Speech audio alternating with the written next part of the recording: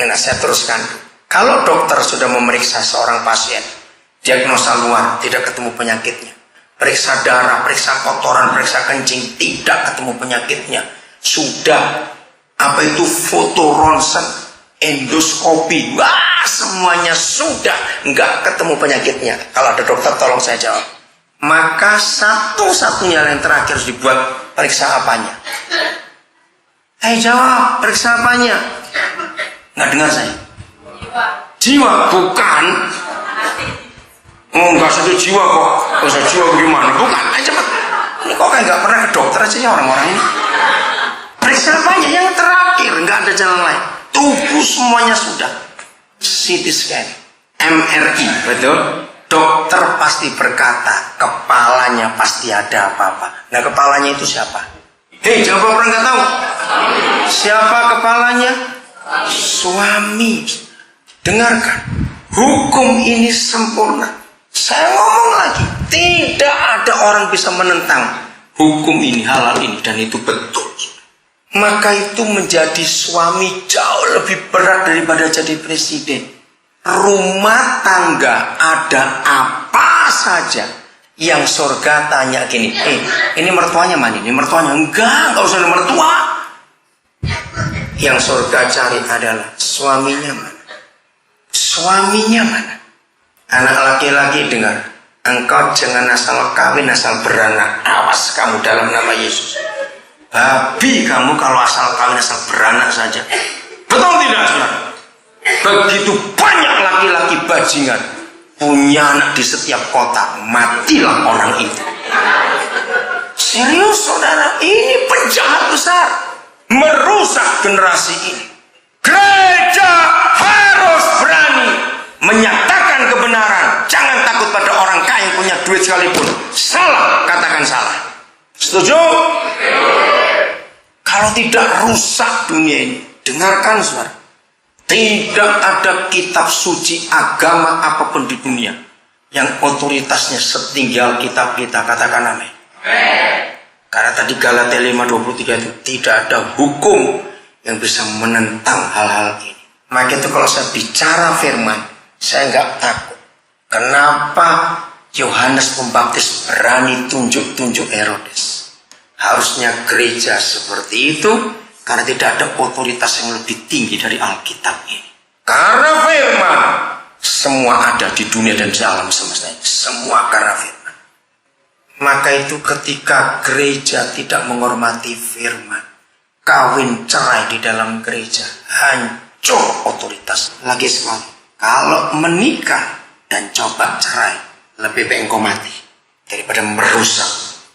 Sehebat itu Alkitab. Setuju? Itu kebenaran. Janjian laki-laki selingkuh mati kamu. Maka itu tolong Pak Gembala, jangan pernah, saya tidak akan pernah menghadiri pesta ulang tahun. Karena di Alkitab tidak ada ulang tahun dirayakan. Sampai Yesus pun nggak pernah dirayakan karena nggak tahu kapan. Tapi ulang tahun pernikahan harus. Kenapa? Karena kita berdua mengulang lagi janji nikah. Masih setia tidak setelah sekian tahun. Tolong Pak, jangan izinkan jemaat ada pesta ulang tahun. Karena di Alkitab yang ulang tahun itu cuma raja-raja kafir. Orang benar tidak dimerayakan ulang tahun. Nah, inilah banyak orang Kristen nggak tahu isi Alkitab. Maka itu saya pernah menghitung 70% yang gereja buat itu Alkitab tidak tulis. Hanya 30% yang ditulis Alkitab. Yang kita buat yang ditulis Alkitab. Salah satu contoh ulang tahun nggak ada ayatnya. Itu tradisi kafir. Sampai Yesus nggak pernah ditunjukkan tepat kapan dia lahir. Nggak ada yang tahu. Karena memang Papa nggak perlu tahu. Ayat 16 Malaki 2. Ini sebab aku membenci perceraian. Firman Yahweh Tuhan. Aku benci perceraian. Kita buka Matius pasal 18. Mengapa setan begitu marah dengan keluarga harmonis? Inilah pentingnya sebuah keluarga. Matius 18 ayat 19. Dan lagi aku berkata kepadamu, Tuhan Yesus berfirman, Jika dua orang daripadamu di dunia ini sepakat meminta berapa hal, permintaan mereka itu akan dikabulkan oleh Bapakku yang di surga. Saya diberi pewahyuan ayat ini jauh sebelum saya menikah. Dengarkan, inilah satu-satunya ayat di Alkitab. Saya tuh bersyukur pada Roh Kudus. Kalau saya dengar saya ngomong belum 1 jam ini, berapa kali saya berkata satu-satunya. Dan memang betul, Roh Kudus banyak memberitahu saya tentang satu-satunya saja, nggak ada yang lain. Ayat ini adalah satu-satunya ayat di dalam Alkitab yang berisi janji paling hebat di antara semua janji Papa di surga. Hanya satu ini yang paling dahsyat, karena ada kata minta apapun juga. Permintaan mereka, bukan dia, ini kata kunci, akan dikabulkan oleh Bapamu yang di surga. Saya itu kagum. Saya tanya 3 pertanyaan kepada saudara. Pertama, mungkinkah ayat ini terjadi? Minta apapun juga. Pakai logika. Mungkin tidak. Coba jawab. Minta apapun juga. Saudara, saya tanya dulu. Kata apapun juga itu ada batasnya atau tidak? Berarti bisa minta bunuh orang, meracun orang, minta duit 4 miliar, minta ini, minta itu, minta apapun juga. Maka itu saya tanya dulu, menurut logika kita, mungkinkah ini terjadi? Ayo jawab, gak usah ragu-ragu. Tidak. Ini berbahaya. Apalagi model kita, ragu semua begini. Loh, ayo ngaku, betul enggak?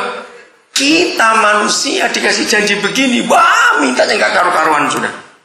Pertanyaan kedua, ini firman Tuhan atau bukan? Jelas, Yesus yang ngomong.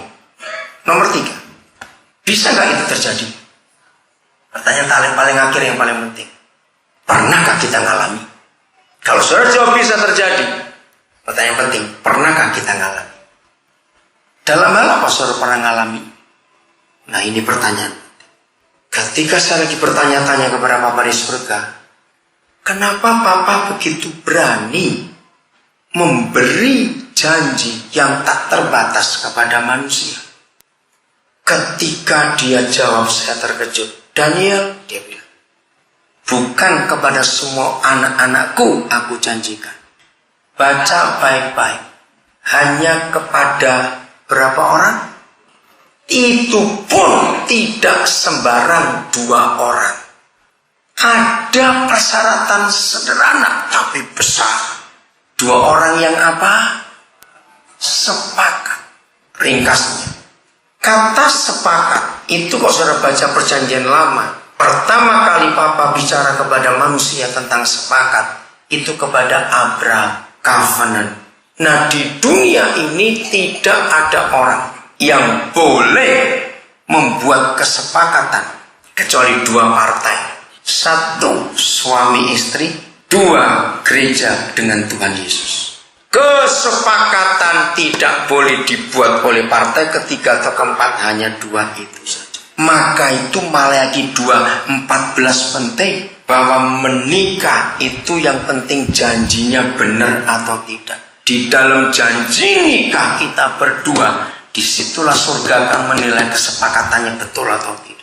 Karena setan tahu ayat ini vital dan fatal untuk setan. Dengarkan arti katanya.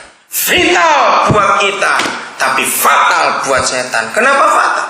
Kalau setiap pernikahan memenuhi konsep sepakat dengan kuasa suami istri, setan bisa bergerak bebas nggak di dunia?